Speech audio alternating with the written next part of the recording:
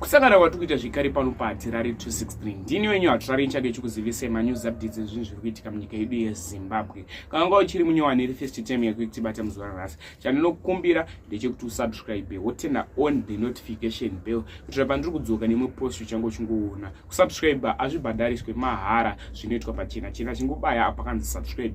Ndinokumbirawo zvekare uise like pa this video. Paunongoisa like zvinopa kuti video rino rifambe kuhama neshamwari. Nongolaika kwanenge wangoita kuhama neshamwari, even vari kunze chaiko vanotoona video rino nekuti rinenge rakufambiswa neYouTube.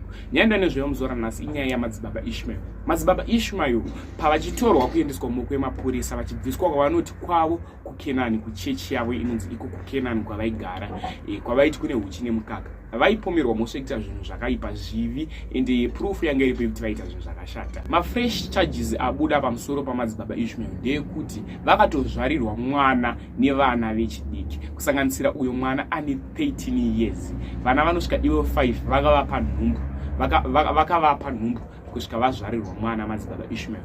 Ane 13 years akazvara mwana, ane 14 akazvara mwana, umwe ane 14 akazvara mwana, umwe ane 15 akazvara mwana, umwe ane 16 akazvara mwana.